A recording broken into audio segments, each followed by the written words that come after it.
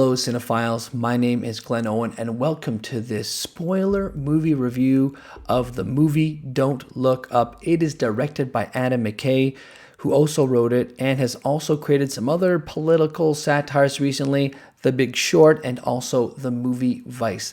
This movie has a ton of name brand actors in it: Leonardo DiCaprio, Jennifer Lawrence, Cate Blanchett, Meryl Streep, Jonah Hill. The list goes on. They all did a pretty fantastic job.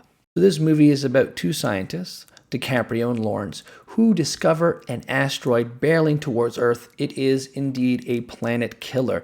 It's about their story and all the other things that ensue as they try to explain to the president and the world, if we don't do something next 6 months, we're all gonna die. So this movie made me feel very uncomfortable. And it made me feel uncomfortable because Adam McKay really knocks this one out of the park. It was like someone lobbed him a softball, and he's a professional baseball player, and he just hit that ball out of the park, home runs all day. The reason why it's so uncomfortable is because you're going to see characters from all walks of life. Presidents, billionaires, the average Joe, everyone. And you're going to see how they all interact with each other as they learn that an asteroid's coming to Earth. You get to see their true motivations and kind of what makes them tick. And it feels very, very real because of that. Meryl Streep plays the President of the United States, and her son, played by Jonah Hill, is her chief of staff. And seeing these two interact, the narcissism, the what's in it for me, the kind of things that you expect true leaders to put to the side, these things are so prevalent, it kind of makes you sick a little bit. When Hill and Streep first learn that there is an asteroid barreling towards Earth that's going to kill us all and wipe us all off the planet, their first thoughts are, let's sit on it, because if we bring this out right now, we're probably not going to get reelected. And doesn't a part of you think that, yeah, this is actually kind of how politics works right now, where it's all about image and not about actually helping the people you've been elected to help? It kind of feels like that sometimes, right? And so their narcissism tends to bleed into cronyism, right? Cronyism being this.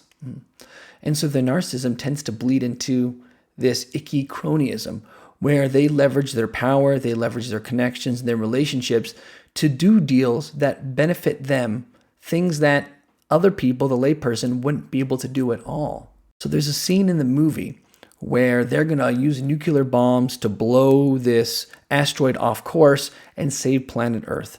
And just as those nukes are leaving the atmosphere, you see them fly off into the ocean and essentially end up in the water. And you don't really know at the time why that's happening, but it becomes very apparent very soon that a tech billionaire, played by Rylance, told Meryl Streep, the president, that, hey, there are trillions and trillions of dollars of minerals on that asteroid.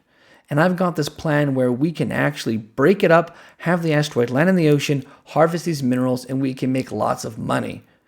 And you would think that any sane person would be like, we're not doing that, let's save planet Earth.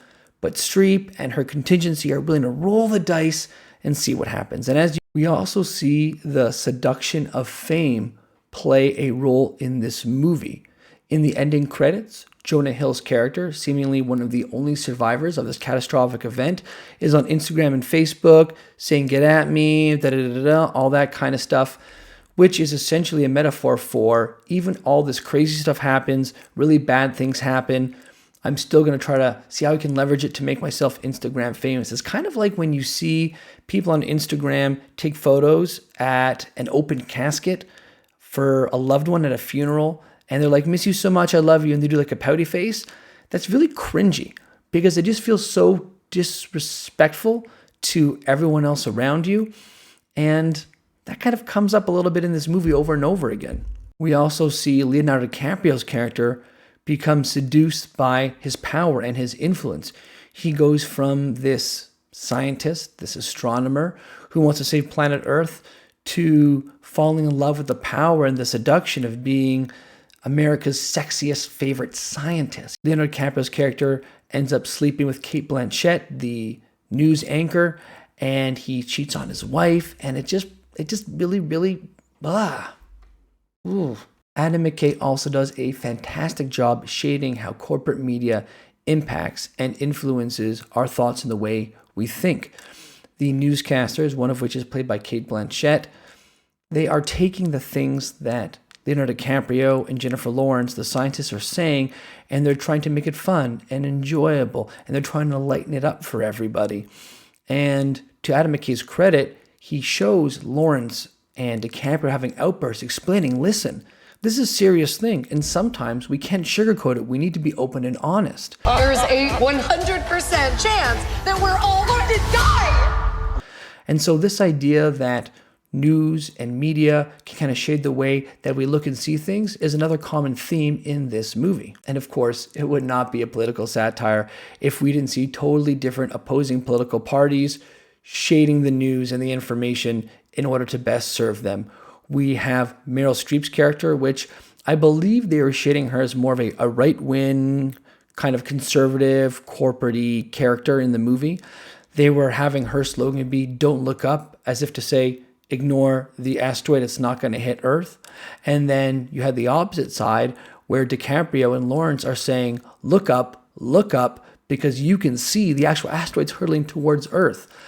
And it's amazing because what Adam McKay does very, very well here to illustrate this point, and it's actually perfect, is everybody starts panicking in the last, let's say, week of the movie because now they can actually see the asteroid hurtling towards Earth.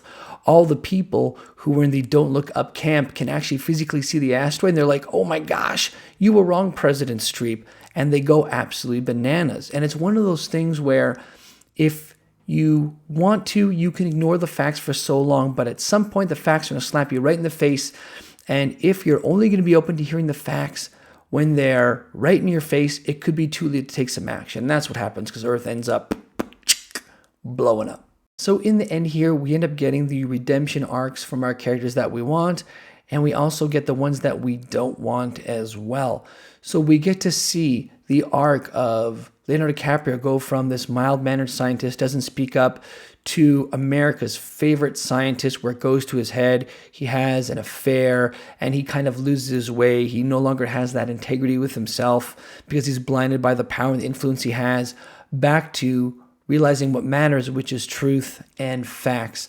And that's great to see. And that's kind of what we want out of movies, is we want to see characters go from a place where they're struggling to they learn their lesson to they overcome the obstacle that was placed in front of them. That's a redemption arc in a nutshell, and we really get a great one with Leonardo DiCaprio. On the flip side, we get the other redemption arcs, which we also want, which are that of Streep and Hill and the tech billionaire, which is we want to see these people burn in flames. We want to see these people who essentially screwed humanity get their just desserts. And we do get that because they end up traveling something like 22,000 years to the future, and they end up on this planet that's very Earth-like, and they're all naked and they all get eaten by these weird ostrich llama, colorful-looking things. We want to see that because we want to see them get their just desserts. We want to see them get what they deserve.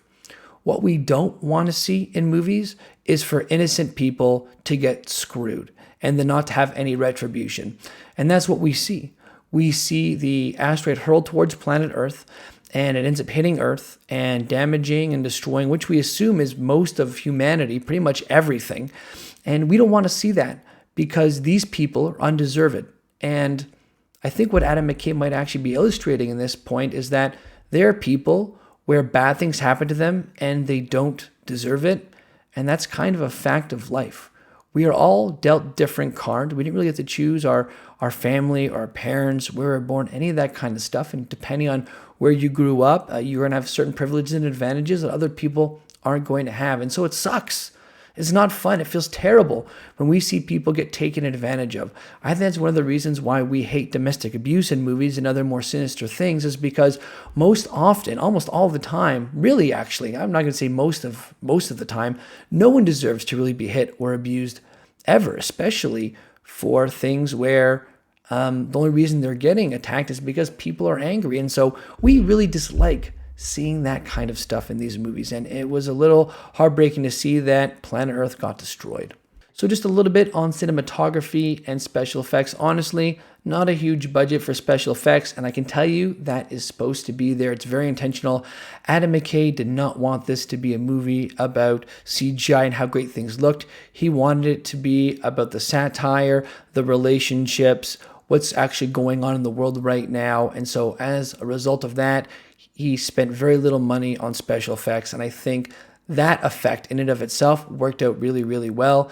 The cinematography, I mean, it was an average movie for cinematography. Wasn't really the point.